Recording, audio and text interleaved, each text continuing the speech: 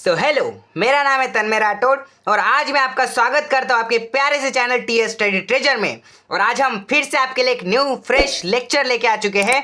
Class 10th का science 2 life process in living organism part 1। ये science का part 2 का चैप्टर नंबर 2, इसका हम एक न्यू फ्रेश लेक्चर नंबर 2 ला चुके हैं।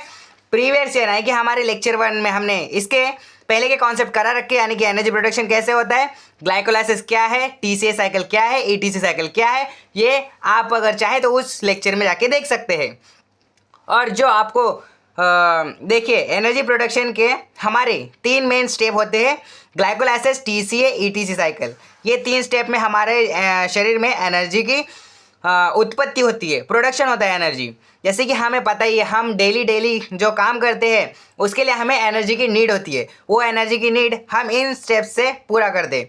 जो हम खाते हैं उससे बनता है कार्बोहाइड्रेट, और वो O2 से रिएक्शन करता है हमारे बॉडी के अंदर, और वही एनर्जी बना के कुछ बाय प्रोडक्ट बनाता है, जैसे कि CO2 और H2O। ग्लाइकोलाइसिस कहाँ पे होता है? साइटोप्लाज्म में। इसका एंड प्रोडक्ट क्या है बताओ? हमने प्रीवियस लेक्चर में बताया था ना कि इसका एंड प्रोडक्ट है पायरुविक एसिड, जिसको पायरुवेट से भी बोलते हैं। 2 मॉलिक्यूल इसके पायरुवेट के बनते हैं और साथ में कुछ बाय प्रोडक्ट बनते हैं, NADH2, CO2, H2O और ATP। सबके 2 मॉलिक्यूल्स बनते हैं और यही साइकिल आगे जाती है TCA साइकिल में, यानी ट्राई कार्बोक्सिलिक एसिडिक साइकिल। और ये साइकिल कहाँ होती है? माइटोकॉन्ड्रिया में होती है। कहाँ पे होती है? माइटोकॉन्ड्रिया। इतनी बातें क्लियर है? ये हमने प्रीवियस लेक्चर में सिखा दिया है। और आपको अगर इसको और डिटेल में जानना है तो आप प्रीवियस हमारा लेक्चर नंबर 1 देख लीजिए। अब हम डायरेक्ट जाते हैं इसके नेक्स्ट कॉन्सेप्ट पे और नेक्स्ट कॉन्सेप्ट देखेंगे। एक बात आपको बताना भूल गया था उस लेक्चर में कि ईटीसी साइकिल और टीसी साइकिल दोनों कहाँ पे होते हैं? माइटोकॉन्ड्रिया में। तो इसको भी आप नोट डाउन कर लीजिए, माइटोकॉन्ड्रिया। अगर आपने अभी तक पेपर और पेन लेके नहीं बैठे हो तो बैठ जाइए, क्योंकि बहुत इंपॉर्टेंट लेक्चर होने वाला है आज का। और इस लेक्चर में हम कुछ मेन टॉपिक क्लियर करने वाले। ओके, तो हमने देखा था NADH2 nicotinamine adenine dinucleotide, FADH2 flavin adenine dinucleotide. Okay, अब हम देखेंगे एनारोबिक रेस्पिरेशन कैसे होता है। देखिए, एनारोबिक रेस्पिरेशन में क्या होता है? एनारोबिक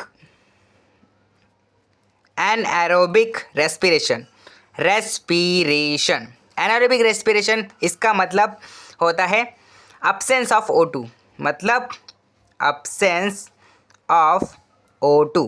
जहाँ पे O2 नहीं होता, ऑक्सीजन नहीं होता, ऑक्सीजन के अब्सेंस में जो काम होता है उसे ही हम कहते हैं एनारोबिक रेस्पिरेशन। जैसे कि कुछ ऑर्गेनिजम्स होते हैं जो एनारोबिक रेस्पिरेशन करते हैं, और कुछ हमारे ये भी होते हैं, इंसेक्ट्स भी होते हैं। जैसे कि सबसे पहला क्या होता है एनारोबिक रेस्पिरेशन में? ग्लूकोज। तो अब तक जो हमने देखा वो तो हमने देखा कि एरोबिक रेस्पिरेशन क्या होता है, यानी कि ऑक्सीजन के प्रेजेंस में। लेकिन अब हम देखेंगे कि एनारोबिक रेस्पिरेशन कैसे होता है। तो देखिए, सबसे पहला क्या आता है? ग्लूकोज का मॉलिक्यूल, ग्लूकोज। ओके, ग्लूकोज के मॉलिक्यूल के बाद ये क्या करता है? पहला करता है ग्लाइकोलाइसिस। ओके, ग्लाइकोलाइसिस करता है और क्या बनाता है?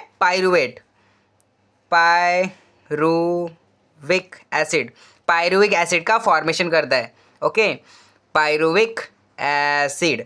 इसके बाद क्या करता है? ये फर्मेंटेशन करता है।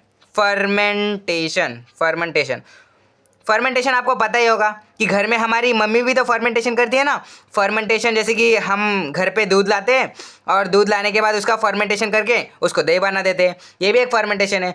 फर्मेंटेशन के बाद क्या होता है? यहाँ पे भी पायरुविक बनता है, पायरुविक। ओके, और पायरुविक के बाद यहाँ पे भी फर्मेंटेशन बनता है, तो फर्मेंटेशन। ओके, फर्मेंटेशन के बाद यहाँ पे बनता है अल्कोहल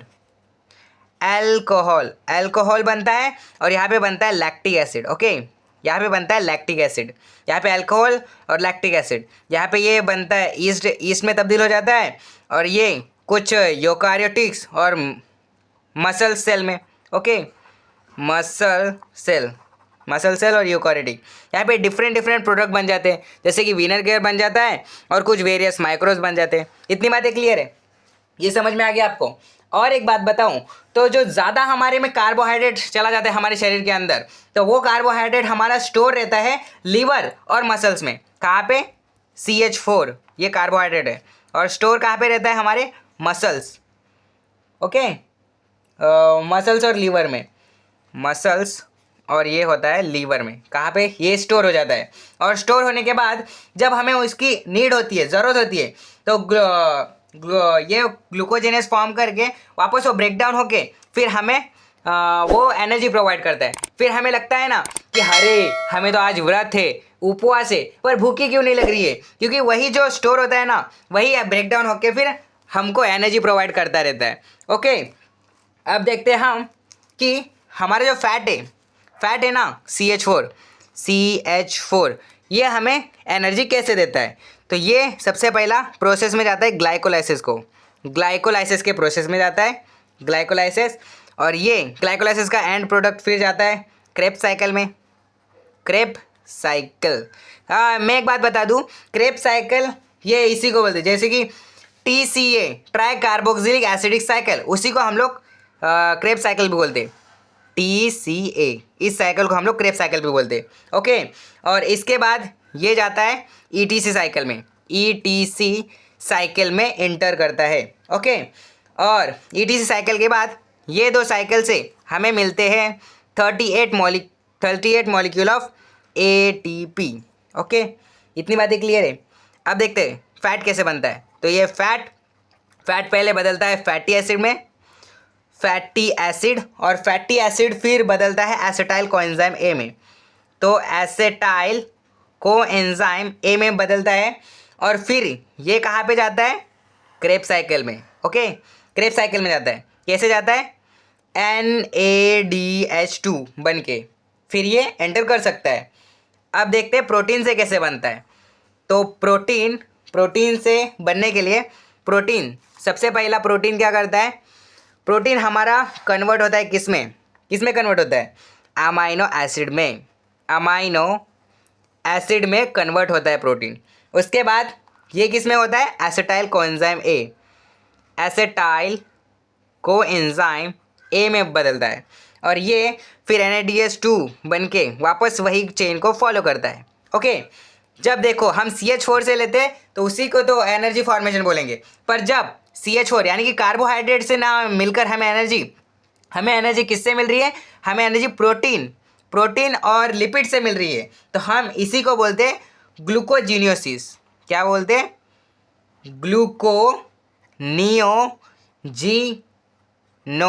ग्लूकोजीनियोसिस। ये बहुत इंपॉर्टेंट कीवर्ड है गाइस, आपको याद रखना चाहिए।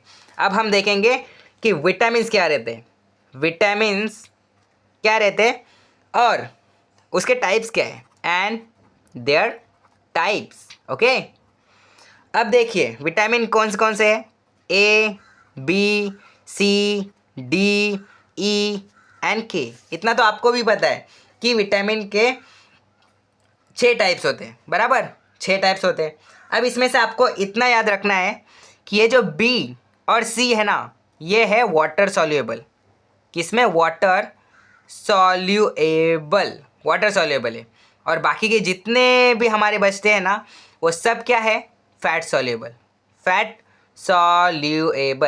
आपको इसको ध्यान से देखना चाहिए दोस्तों, इस पर कभी कभी MCQ भी बनता है। ओके, ये वाटर सॉल्युएबल है और ये फैट सॉल्युएबल। ओके, अब देखते हैं हम वाटर क्या होता है और फाइबर क्या होता है, इनका रोल क्या है हमारे बॉडी में।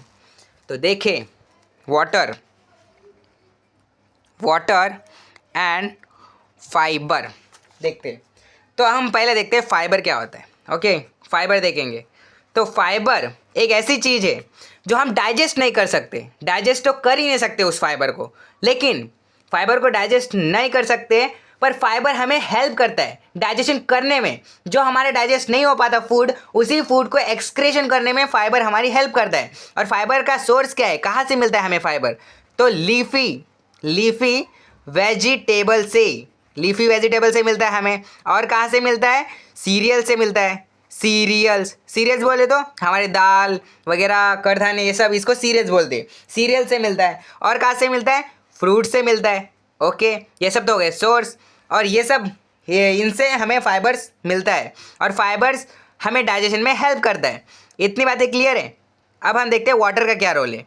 तो वाटर हमारी बॉडी कितनी कंडक्ट करती है? 65 to 70% हमारी बॉडी में क्या है? वाटर है। उसके बाद हम देखते हैं एक सेल मैक्सिमम वाटर 70% कंटेन करता है। वाटर कितना? 70%। एक सेल 70%। ओके। और जो हमारा ब्लड होता है ना, ब्लड वो ब्लड किससे किससे बना होता है? ब्लड प्लाज्मा और सेल से बना हुआ रहता है। तो ब्लड प्लाज्मा 90% क्या वाटर करता है? H2O कंटेन करता है ब्लड प्लाज्मा। ओके। अब हमारे दो मेन प्रोसेस रह गए हैं, सेल डिवीजन रह गए हैं। तो हम सेल डिवीजन के टाइप्स और इसको डिटेल में लेक्चर नंबर 3 उसमें डिस्कस करेंगे। सेल डिवीजन के दो टाइप्स होते हैं, एक होता है माइटोसिस और एक होता है मियोसिस। हम इनको नेक्स्ट लेक्चर में देखेंगे। अगर आपको वीडियो पसंद आ रहे हैं तो लाइक, शेयर एंड सब्सक्राइब जरूर कीजिए। हमारे प्रीवियस लेक्चर को भी देखिए, उसमें हमने बहुत कुछ डिटेल में करा रखा है। अगर आपको तो thanks for watching video and subscribe my YouTube channel TS study treasure. और जो ये आपको वीडियो स्क्रीन पर दिख रहा है इसको ज़रूर देखिए। चलो फिर मिलते हैं नेक्स्ट लेक्चर में। थैंक्स।